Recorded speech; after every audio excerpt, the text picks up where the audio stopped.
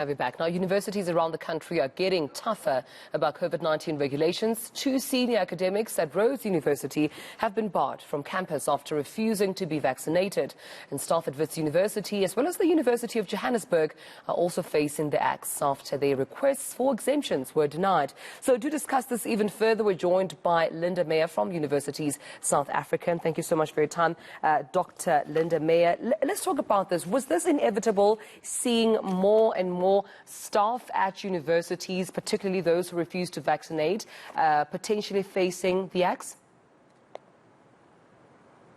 Well, there's obviously a process before the dismissals will be affected, but universities, certainly 8 universities now have made the decision, and there are other universities in discussion, and certainly the intention is to implement the policies in these institutions where the councils have approved the specific policy frames. And let's talk about the process before a final decision, of letting go of a staff member is taken. What usually happens then? So what would happen in the policy frames that currently exist is that all staff and students have an opportunity to appeal in terms of the policy, and they would then appeal to a specific committee that would then hear their objection based on religious or bodily integrity grounds or medical reasons. If this is then turned down, the staff member will be engaged with to see how they can reasonably be accommodated. And if there is no, obviously, meeting of the minds in terms of these arrangements, universities then will commence the process of seeing how the relationship can continue or not. Right.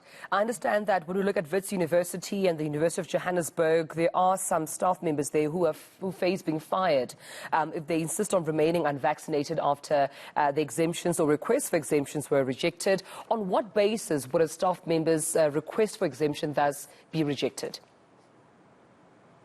So it might be that somebody has said that, they just don't believe that they need to be vaccinated. So the grounds that have been listed in all of the policies are grounds around religious, bodily integrity, or where somebody has a comorbidity, a medical reason that they cannot get vaccinated. So this is certainly a process, and where somebody has then decided or their appeal is denied, they are then counseled and engaged with to see how they can be accommodated, and the university makes opportunities available for them to receive the vaccination. So it's not something that is done as a knee-jerk reaction. It's something that is done within the policy frame. And I must say that there are several staff members whose appeals have been upheld, and they have received these exemption certificates for grounds that have been accepted by the appeals committees. Right. So when your exemption is granted, what does that mean? Does it mean that you need to provide a negative test certificate each time you come to work on a weekly basis, etc.? What does it mean, Doc? Yes, so that's exactly what it means. It means that you have to bring your negative certificate every 5 days, because this is what Higher Health tells us is a reasonable window of security for the institutions. And you might be required to wear an N95 mask. Some staff members that have medical reasons, they may be required to work from home. So all of these arrangements are done in a very structured and organized fashion.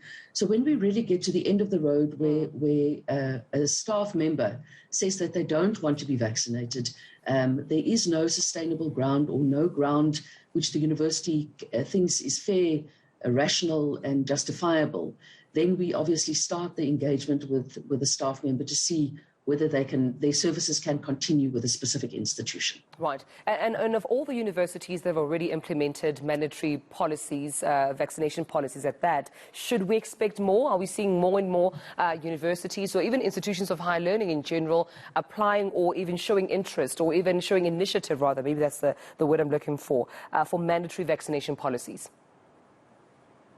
Okay, so there are 8 universities that have made the decision for implementation, and this has gone through their councils for approval. But there are 5 other universities that are in consultation with their councils. So the councils obviously are made up of the staff, the students, and external stakeholders in this council, and they engage, consult with stakeholders, and then make decisions, policy decisions for the institution. So certainly we are expecting that there will be greater numbers of institutions that will decide on taking this route as we go forward. But we must please just remember that science tells us that being vaccinated is really the most plausible way in which we can fight the pandemic. So this is certainly our first port of call, that we have advocacy, that staff and students voluntarily submit themselves to being vaccinated. And if there's a valid reason, that they go through the appeals process and not just, object to it without following the due process, because it might have a negative consequence, which certainly could be avoided in many of the instances. All right, well, we'll leave a conversation there. Dr. Linda Meyer, thank you so much for speaking to us this morning from universities, South Africa. And Gareth, talking about those mandatory policies, you would remember that we've had conversations not only, about this affecting pupils, but also now staff members. And we understand that there are some staff at Rhodes University and UJ who may face the axe if they do insist on remaining unvaccinated and their requests for exemptions are rejected. But of course, Dr. Linda Meyer is saying that some have been granted those exemptions based on whatever reason they provide to council. So comorbidities and religious reasons, I'm curious. I feel like we need to get someone on to explain exactly what body integrity is. What is the argument for that, to not get a vaccination? I'm sure it's something our team can try and pick up on over the next few days as well.